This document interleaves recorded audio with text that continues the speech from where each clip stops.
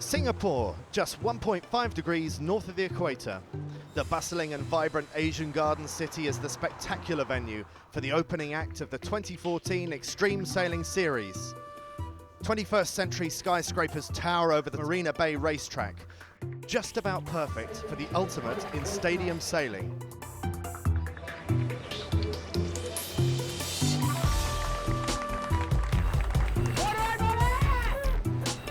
12 top teams with 60 of the world's best sailors are battling it out on the bay. The sailing world is waiting and watching to see if star-studded new teams can roll over the more experienced campaigners and establish a new order. First act here in Singapore. It's going to be all go. The competition's very, very strong, some very good teams and a really difficult venue to kick it all off. We're a completely new crew. Some of us have sailed in the series a bit, some quite a lot, and others not at all. So we've got to learn how to sail with one another. We've got to learn about these boats and this race course. So it's a huge amount to take on board in a very short period of time. Thursday and the waiting was over. The teams puffed out their chests and slugged it out on the track. Consistency was now the name of the game as results varied wildly. The teams desperately tried to spot the ever-changing wind shifts, but by the close of play, it was Jerome Clerk's Reelstone that held a slight advantage. Friday, and the teams were fully aware of what was in store. The Singapore wind will always play its tricks, so the goal is just to stay out of trouble. Reelstone were again going well until... Big issue, big issue! Race over for the Swiss.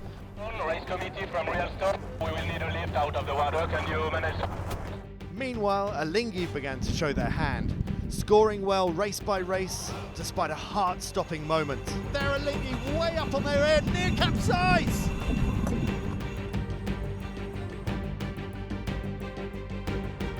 Saturday, with Reelstone out of contention for the day, it was the old order that started to rule the roost. Morgan Larsen and Alinghi began to master the track, closely followed by their fierce rivals Lee McMillan and the Wave Muscat. And then in race 20, the biggest crash to date in 8 years of the series.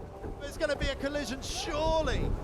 Oh my goodness, there's a mast come down. Oh my goodness. Men are in the water. Two boats locked together. Aberdeen are on top of Groupama. I have never seen anything like this in my life. The safety teams and procedures quickly kicked into action, and happily, both teams escaped unhurt. Sunday, and Alinghi were the team to beat. It was a fierce shootout for the top, but Morgan Larsen and his team delivered. Morgan Larsen, the king of Singapore, 2 years in a row.